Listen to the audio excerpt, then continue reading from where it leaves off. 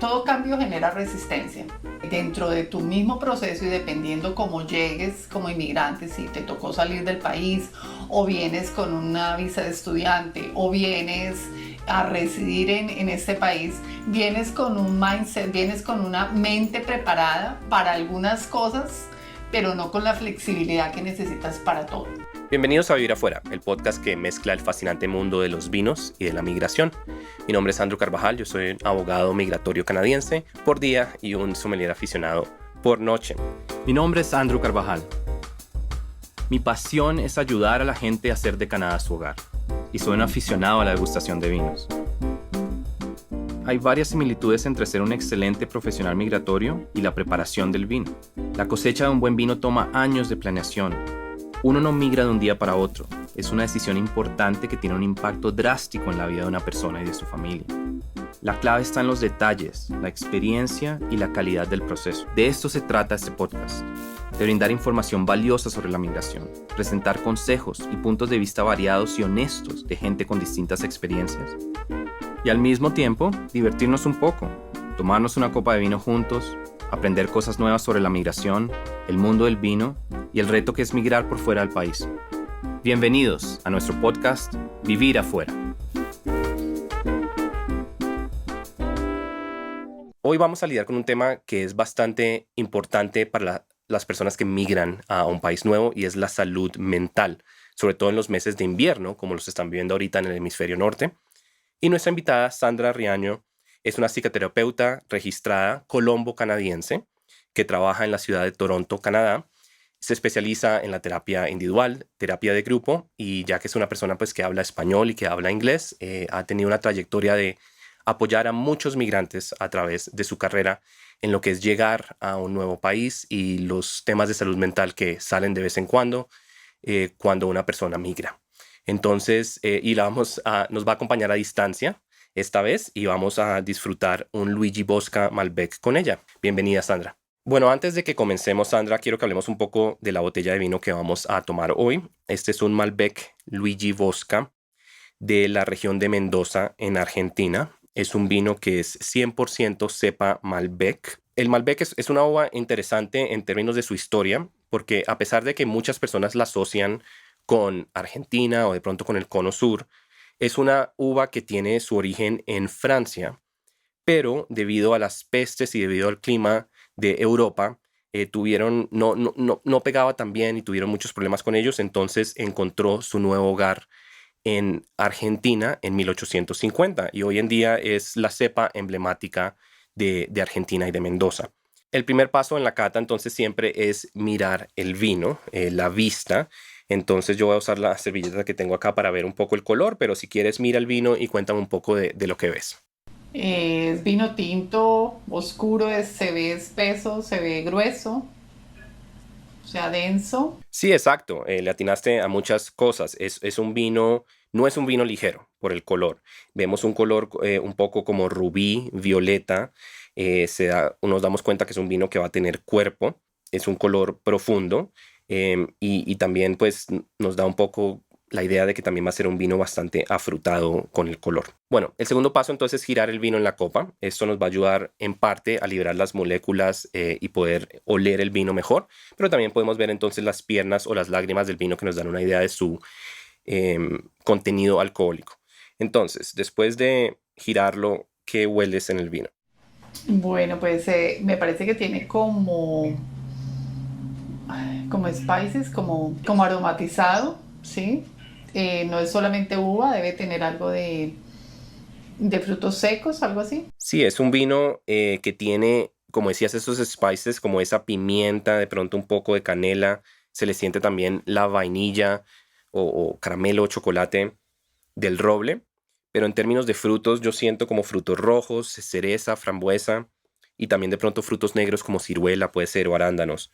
El Malbec también es algo que yo reconozco a veces por el olor porque tiene como un aroma un poco como plástico también y eso es algo que noto en este Malbec. Y bueno, el siguiente paso es el mejor, que es el de tomar y saborear el vino. Entonces, salud a distancia, Sandra.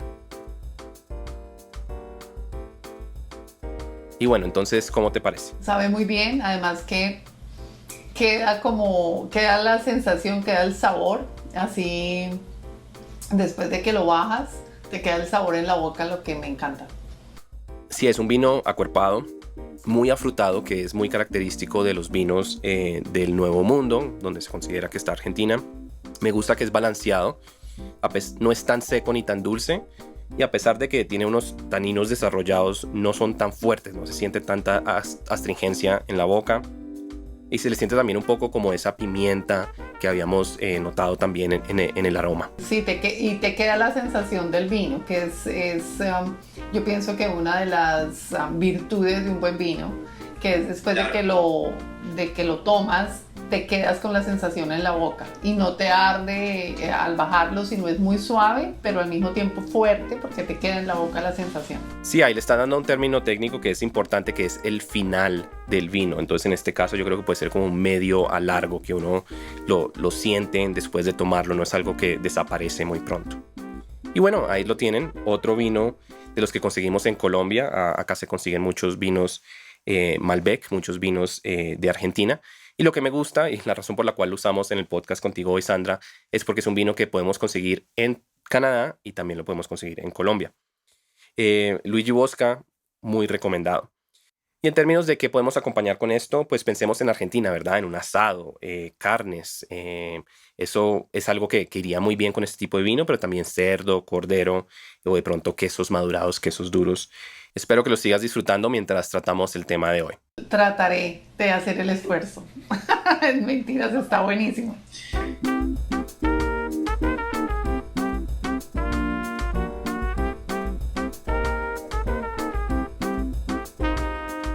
Ahora sí, si quieres, podemos entrar en el tema del día, pero antes de hablar de la salud mental de los migrantes, ¿por qué no nos cuentas un poco de tu historia? ¿Cómo terminaste fuera de Colombia? Bueno, mira, esa travesía empezó hace 23 años. La primera salida como buena colombiana fue a Estados Unidos porque es de lo primero que sabes, de lo que más conoces. Salimos por razones de seguridad, tuvimos que salir y estuvimos 4 años, casi 5 en Estados Unidos. Y de ahí pasamos a Canadá. Y digo gratamente porque realmente fue una muy buena decisión en su momento. Venía con 2 hijos, uno de 3 años y uno de 3 meses, y con una gran urgencia de que mi segundo hijo tenía que ser operado en la ciudad de Toronto, razón por la cual llegamos a Toronto, Canadá. Y aquí empieza la travesía de empezar como a todos nos toca, empezar a posicionarnos a nivel laboral, a nivel social, a encontrar ese espacio. Y bueno, después de 23 años, 20 años vamos a cumplir este año aquí, nos sentimos muy agradecidos con el país y muy orgullosos de lo que hemos logrado. Y bueno, sé que no estuviste mucho tiempo en Estados Unidos, pero ¿cómo los comparas a los dos? ¿Te gustó más estar en Canadá y la llegada allá que cuando estuviste en Estados Unidos? Definitivamente. Una de las razones por las que no nos quedamos en Estados Unidos precisamente es porque yo nunca vi realmente el crecer familia en Estados Unidos. Esto se vuelve un poco más el sueño americano, pero realmente a nivel de cultura, a nivel de acogimiento, a nivel de cómo te sientes como persona en un país y en otro, no hay comparación. Yo realmente Canadá lo admiro en esa multiculturalidad y en ese abrir de brazos que hay hacia los inmigrantes que te hace sentir cómodo en medio de la incomodidad que sientes al emigrar, porque obviamente eres un ser fuera de todo terreno, no conoces nada, no sabes cómo funciona el sistema y por el contrario de encontrar cosas muy familiares, encuentras cosas como muy, a esta época cuando yo emigré hace 20 años, no había gente que hablara español, no habían recursos en español, fue todo muy difícil, pero la calidez de la gente, el gesto, el sentido humano fue lo que hizo que esta se volviera nuestro hogar. ¿Y tú habías estudiado psicología en Colombia? Recién me gradué en Colombia, tuve que salir del país Y bueno, ese fue digamos que no otro, fue uno de los primeros golpes bajos, porque obviamente cuando llego acá no puedo empezar a ejercer y hay miles de trabas. No es un secreto que los colegios de profesionales ponen trabas para que tú empieces a trabajar realmente como profesional. Fue un arduo trabajo, y es uno de los tips que no me lo estás preguntando como tip, pero que muy seguramente tú como también inmigrante, todos los que hemos pasado este proceso, tenemos que hacer, que es hacer voluntariado, darnos a conocer, recorrer y conocer cómo funciona el sistema. Me sirvió para darme cuenta que sí lo podía hacer y me iba a demorar, pero lo podía hacer. Realmente nosotros como latinos venimos muy bien preparados y a veces la barrera la ponemos a nivel mental, más que a nivel físico, porque pues bueno, uno tiene que entender que a donde llega uno tiene que acomodarse al sistema, así le parezca justo o injusto, y es de pronto trabajarle un poco más fuerte y no perder nunca esa visión de dónde te quieres ver. Y eso fue lo que pasó. Yo me demoré en las credenciales casi 10 años, porque al comienzo ya lo veía como imposible. Y bueno, no renuncié nunca a ello y ya llevo, en mi práctica personal, llevo 12 años. Duré 8 años para poderme hacer psicoterapeuta registrada aquí en Canadá. Sí, es cierto. Estando en el área de la salud, que es una profesión regulada, es mucho más difícil. Aparte de hacer un voluntariado, ¿hay otras cosas que puedas recomendar en términos de hacer esa transición a certificarse un poco más fácil en Canadá? Sí, mira, uno es saber mucho más del sistema, no dejarte convencer por los rumores que la gente te da, sino entrar directamente al colegio que corresponda de tu carrera y empezar a averiguar directamente con ellos cuál es el procedimiento. Uno. Dos, conseguir un mentor. Un mentor que no tuve la suerte de tener, lamentablemente, pero que ya después que me hice yo psicóloga lo soy, es la persona que te da la clave de qué hacer y dependiendo del proceso en el que tú estás, en el que vienes, puede llegar a ser el camino más corto. Y la palabra mágica de Canadá, networking. Conocer mucha gente, relacionarme, dar muestras gratis, vincularme con grupos, darte a conocer, porque realmente lo que tú llevas en historia en tu país lo tienes que hacer aquí en un par de años. Entonces hay que ir contra la carrera, pues a la velocidad para encontrar tu lugar y mirar cuál es la mejor manera. En la actualidad, por ejemplo, existen cosas que no existían cuando yo empecé a hacer mis credenciales, que son estos Bridge Program en Mental Health o los programas de upgrading que hay en los colleges ahora, que ofrecen en salud mental también, que en mi época no lo había. Entonces esos también son caminos que veo que fortalecen muchísimo el que la gente pueda llegar a sus credenciales de manera más rápida. Sí, eso es cierto. Y la verdad que es bueno que des estos consejos porque nosotros, por ejemplo, tenemos muchos clientes que están en el área de la salud y la verdad es bastante irónico que a pesar de que Canadá necesita tantas personas en esta industria, es muy difícil el proceso de certificación y llegar a ejercer su carrera. Bueno, hay muchos temas que quiero tratar contigo hoy, pero de pronto comencemos con algo general. Si tú fueras a mencionar cuáles son una o dos generalidades de lo más duro de migrar para la salud mental de una persona, ¿qué dirías que es? Yo creo que vamos a hablar de una que es la zona de confort, ¿no? La zona de comodidad. El cambio que significa dejar todo lo que conoces, dejar la gente que conoces, todo lo que te da comodidad y te da certeza y te da seguridad. Ese es el primero al que te enfrentas. Y el segundo, por supuesto, es a lo que te enfrentas a aprender de nuevo. Entonces, tener que volver a aprender a hablar en otro idioma, el cómo socializar, esos soft skills, que son básicamente cómo se saluda aquí, qué se debe decir, cómo llenar una hoja de vida, todo es diferente. Y no es que sea más complicado, inclusive en algunos procesos es más sencillo, pero todo esto hace que todo cambio genera resistencia. Y dentro de tu mismo proceso y dependiendo cómo llegues como inmigrante, si te tocó salir del país o vienes con una visa de estudiante o vienes a residir en este país, vienes con un mindset, vienes con una mente preparada para algunas cosas, pero no con la flexibilidad que necesitas para todo. Y realmente mi sugerencia siempre es que hay que venir preparado para todo, porque no hay un libro que te diga ese es el 1, 2, 3, porque cada caso es independiente. Yo encuentro, y fíjate que fue uno de los programas que creé desde que yo llegué y que empecé a hacer voluntariados y demás, y lo creé ahí, que es cómo mantener unida la familia en Canadá. Y es algo en que después de estos 20 años sigo trabajando, porque es lo que primero se desintegra. Realmente cuando llegas acá no conoces la persona con la que vives, porque en nuestros países hay muchos distractores. Están los amigos, está la abuela, el papá, la mamá, las actividades, los amigos, pero aquí cuando llegas tienes que vivir 24/7 con esa persona que escogiste como pareja. Y de eso depende mucho que lo logres o no, porque realmente uno lo que necesitas aquí va a ser la ayuda mutua. ¿Quién empieza primero? Tomar decisiones acertadas. ¿Quién debe empezar primero? ¿Cómo colaboro para que tú puedas empezar primero en este trabajo? ¿Cómo te ayuda en el idioma? O sea, el individualismo no funciona. Interesante lo que dices. ¿Y tú crees que para una persona que migra con el núcleo familiar, si lo tiene, normalmente se hace más fácil el proceso de migración o es más difícil? Pues aquí me voy a una respuesta que es un poco general, y es que hay que elegir con quién te casas. Mi padre decía que las dos decisiones más importantes en tu vida es con quién te casas y qué estudias, porque marca el resto de tu vida.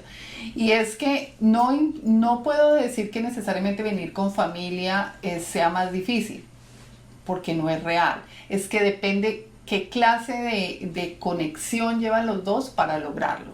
Porque de hecho me parece más difícil emigrar solo, porque la soledad marca una pauta muy fuerte en Canadá. Es un país donde hacer relaciones sociales cuesta un poco más, te va a tomar un poco más de tiempo encontrar tus pares. Entonces cuando vienes acompañado, yo pensaría al contrario que tienes como esa barra, como esos cheerleaders que te ayudan a lograrlo.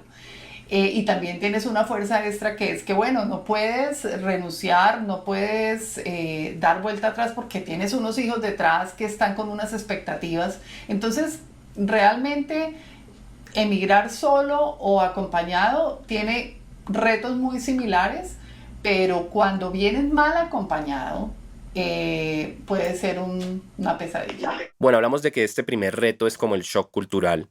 Y aparte de la preparación previa, ¿qué otro consejo les puedes dar a las personas para poder lidiar con esto? Parte de la información que hay que tener en cuenta cuando emigramos es a qué nos vamos a enfrentar, no solamente a nivel laboral, a nivel de dónde voy a vivir, digamos que esas cosas que son bien importantes, sino también cómo voy a desarrollar esas habilidades que voy a necesitar extra para adaptarme a este nuevo medio.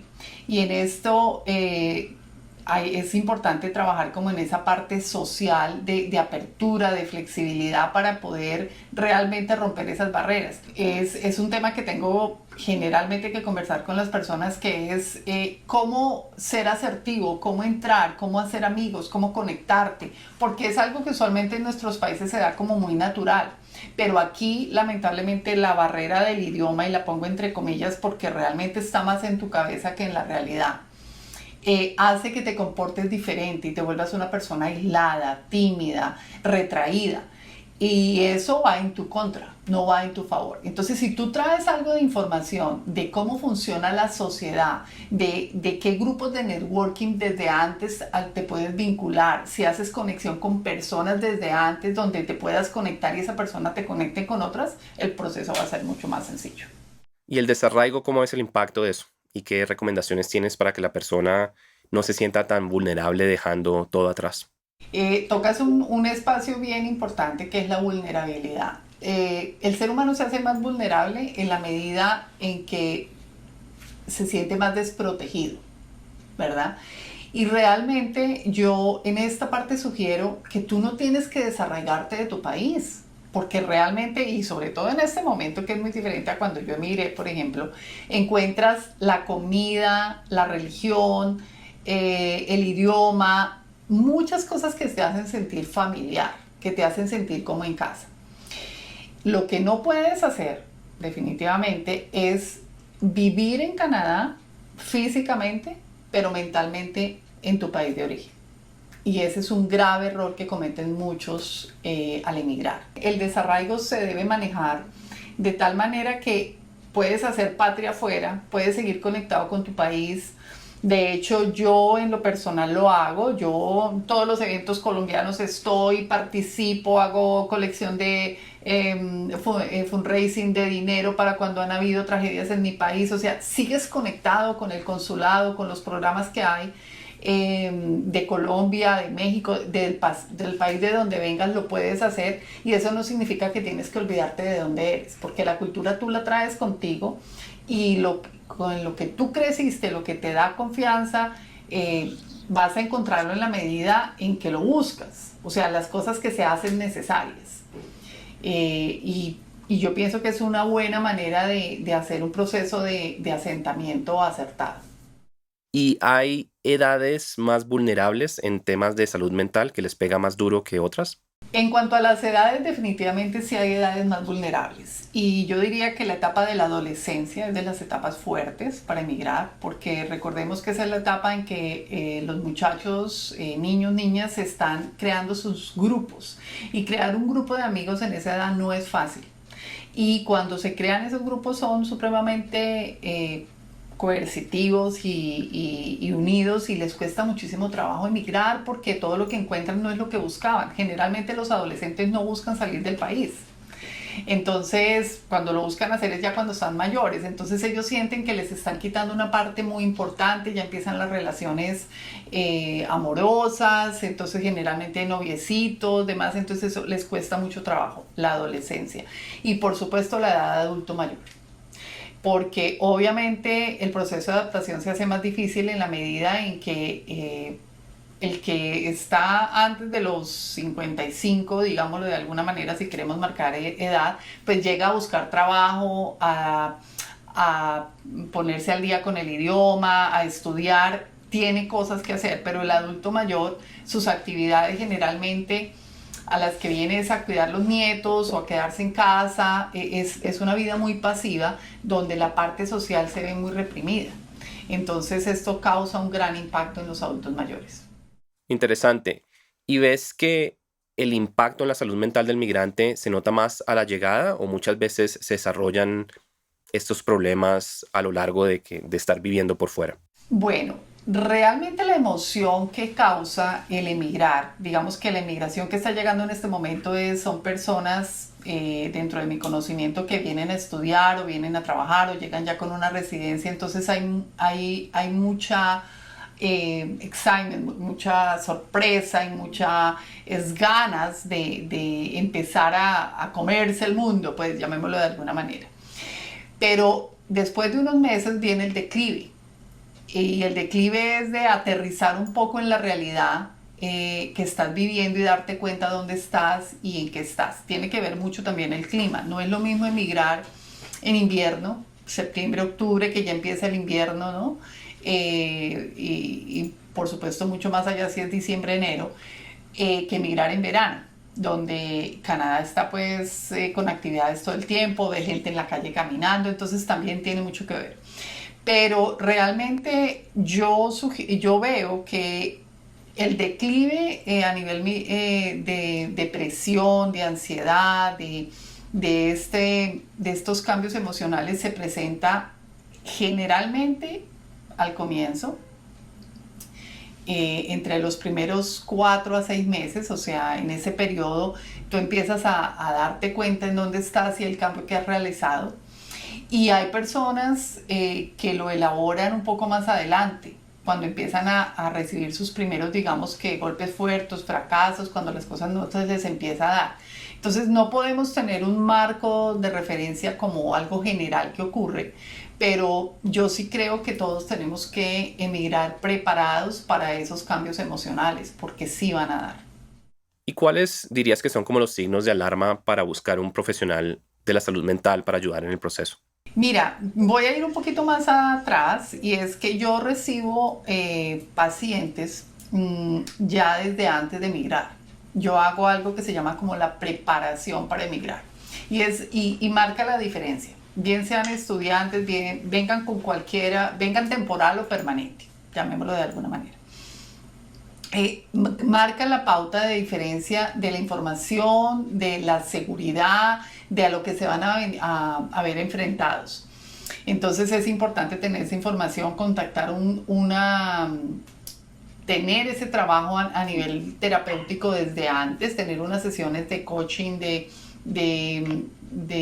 terapia que te preparen para ese proceso de cambios. Sin embargo, cuando hablamos de esas señales, vamos a hablar de los dos picos emocionales, vamos a hablar de ansiedad y vamos a hablar de depresión.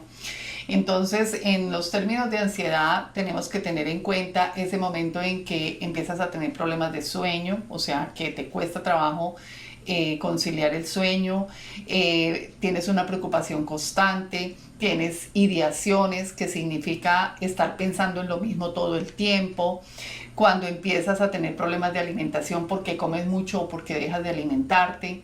Esas son señales importantes para consultar. Si hablamos de síntomas depresivos, entonces compartimos algunos con la ansiedad, como problemas de sueño, dormir demasiado o dejar de dormir. Compartimos también con la ansiedad la preocupación constante, y aquí se suma algo diferente, que es ese falta de motivación y de energía, esa falta de movilidad, que sentimos que no tenemos ganas de salir, que no queremos conectarnos con nadie, que no queremos ni siquiera conversar por teléfono, el aislamiento, el sentimiento de llorar, de tristeza profunda, que a veces no sabemos ni siquiera por qué es que sentimos estos síntomas. Si esto te está pasando por un periodo de más de 2 semanas, de una manera recurrente, constante, y sientes que nada te hace cambiar este estado emocional, definitivamente hay que consultar.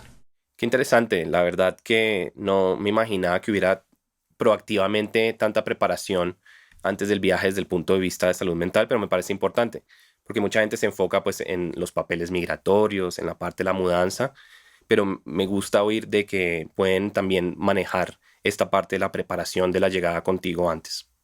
Yo realmente lo recomiendo porque no hay algo que te diga en un libro, digamos que, y es como cuando tú haces una consulta migratoria, cada caso es único y cada persona trae unos retos a nivel personal, que a veces piensa, lamentablemente, que atravesando el océano se te van a resolver. Uno de ellos, las relaciones de pareja. Entonces la gente viene ya con problemas que aquí van a ser más grandes, se van a acentuar, ¿verdad? Canadá no soluciona los problemas de pareja, ni Canadá ni ningún otro país. Tú tienes que venirlo solucionando desde antes. Las relaciones con los padres, las relaciones con los hijos. O sea, cuando venimos con traumas, cuando venimos con conflictos, generalmente aquí se acentúan más, aquí en Canadá o en cualquier lugar donde migres, porque aquí te encuentras con la realidad, y la realidad en particular eres tú mismo. Te encuentras con el yo interior que te está diciendo esto es lo que tienes y cómo lo vas a sortear. Y vuelvo y repito, no hay distractores. Entonces esa preparación de saber cómo manejar esos retos, de saber cómo vas a enfrentar la debilidad o fortaleza que tengas, si es que vienes en pareja o no, si vienes solo, cómo prepararte para conectarte con otras personas. En nuestros países no hablamos de la palabra networking. Entonces, eso no es salir a ser amigos, no es eso, es una conexión diferente.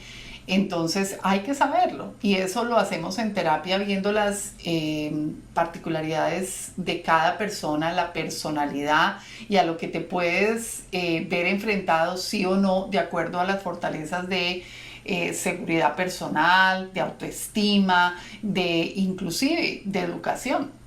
¿Sí? Porque tú puedes traer un diploma, pero el diploma no representa lo que tú sabes necesariamente.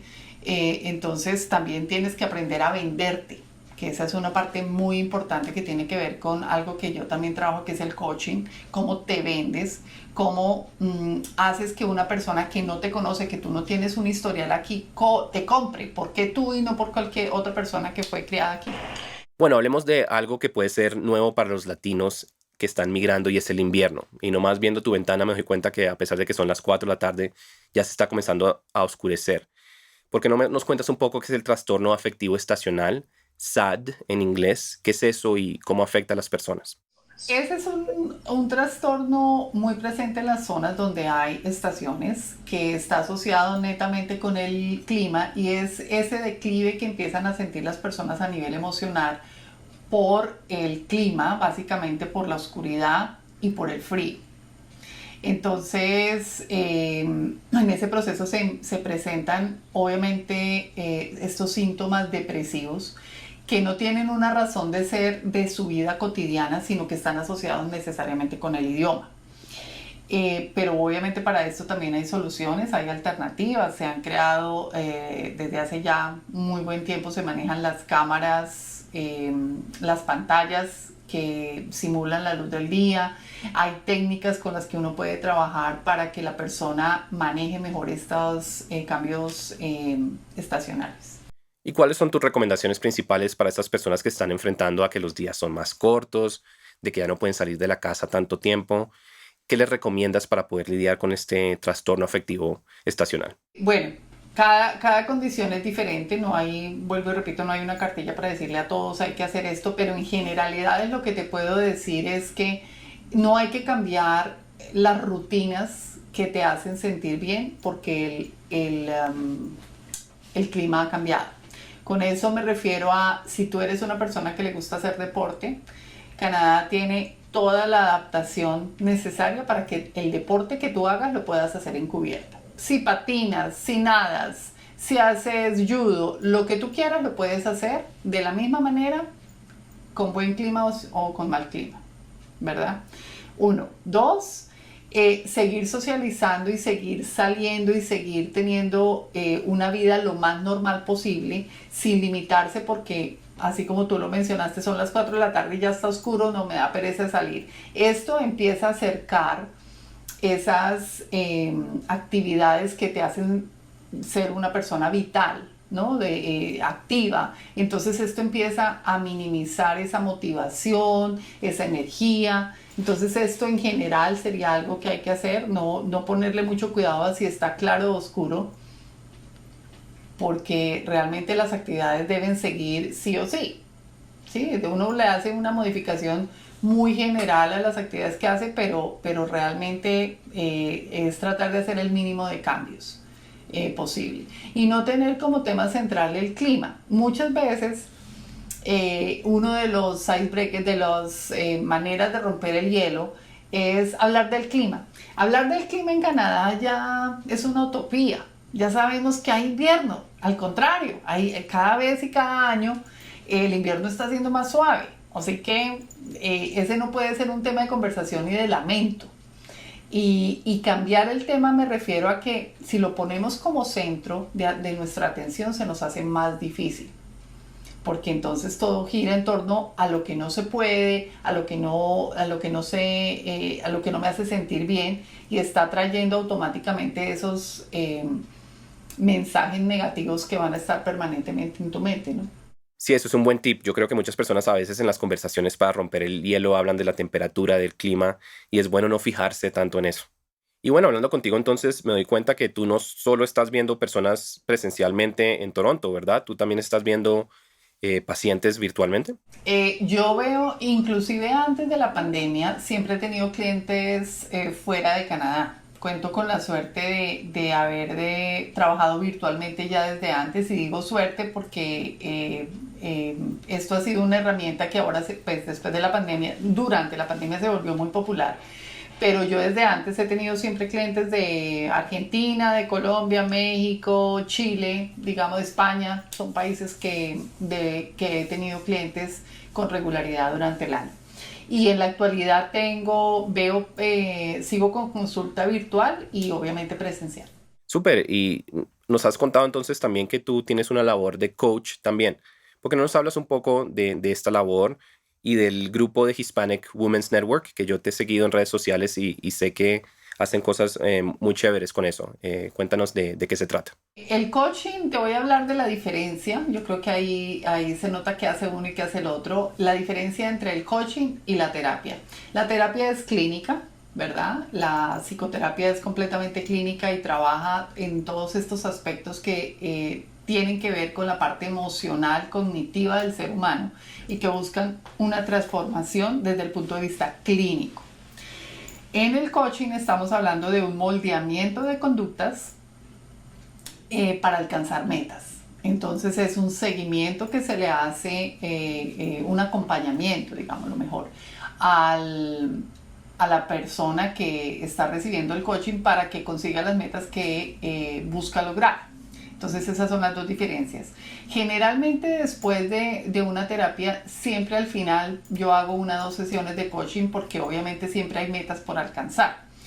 Otras personas solamente consultan por coaching porque quieren conseguir un trabajo, quieren mejorar en algo en su universidad, en fin, cosas así como muy particulares, generalmente a nivel social.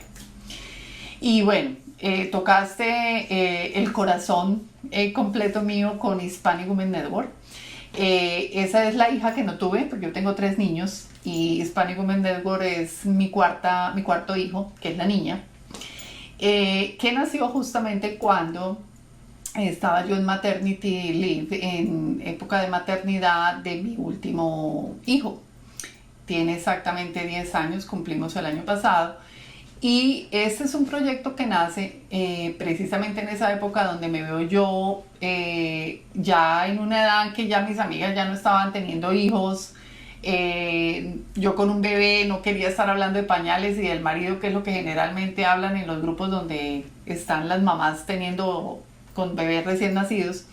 Y dije, ¿por qué no empezar a llamar personas de diferentes profesiones y poder tener un espacio de hablar de cosas inteligentes? Así lo pensé en ese momento. Y resumiéndote, logré reunir a 8 mujeres que no conocía, solo conocía a una de ellas, o sea, empezamos realmente en ese momento 9.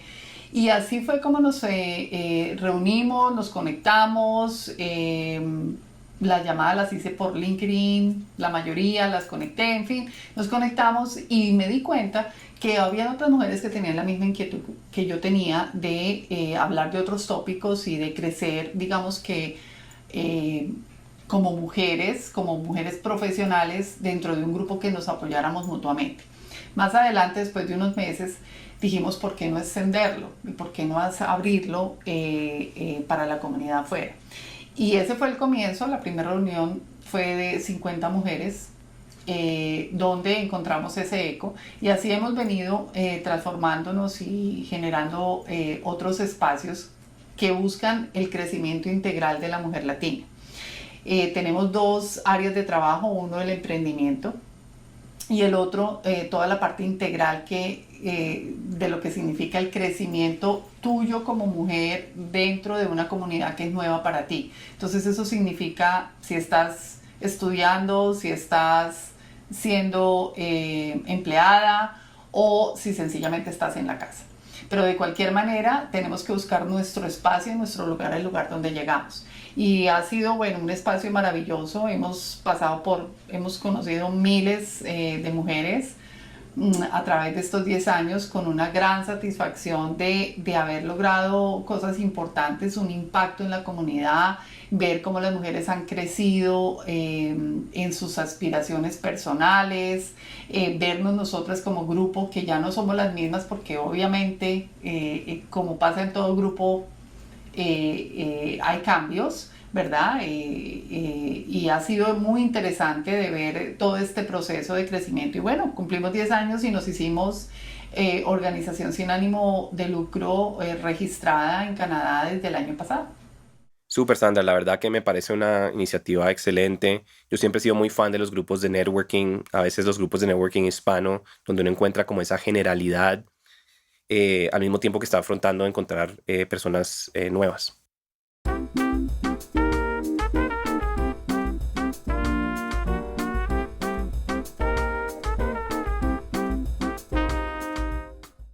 Y bueno, Sandra, si alguien quiere encontrarte en línea, bien sea para la parte de terapia o la parte de coaching, ¿dónde puede hacerlo? Bueno, con mi nombre. Pones mi nombre en Google y ahí va a salir todas mis conexiones de redes sociales.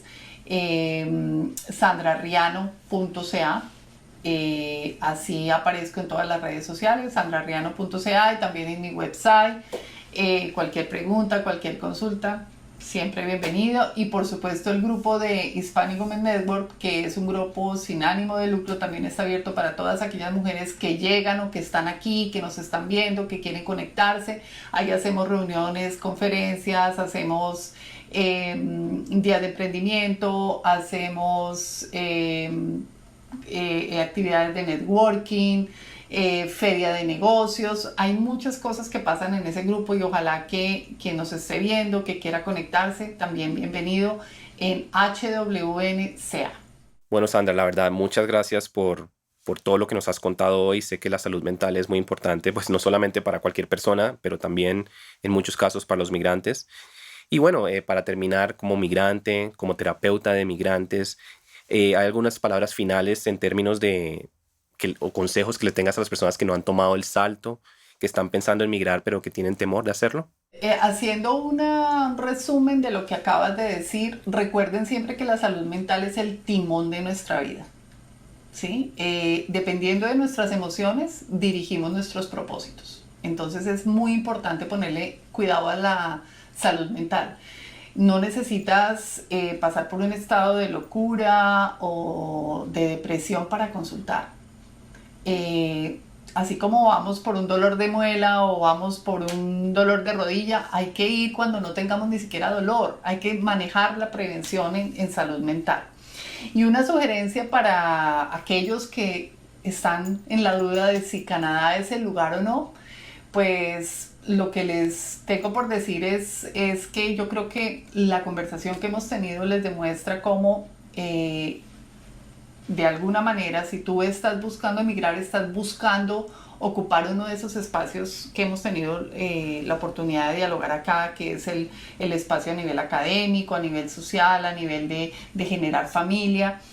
Es importante conocer qué encuentras al otro lado, y la experiencia que tú vas a tener, nadie más la ha tenido. Entonces, inténtalo, pruébalo, míralo. Y obviamente Canadá, como cualquiera de nuestros países, no es para todo el mundo, pero no dejes de intentarlo si tienes la oportunidad. Bueno, Sandra, muchas gracias por acompañarnos, por tus consejos, por hablarnos de tu experiencia.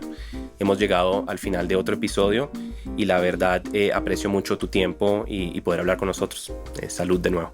Muchísimas gracias a ti por la invitación y salud mental. Salud.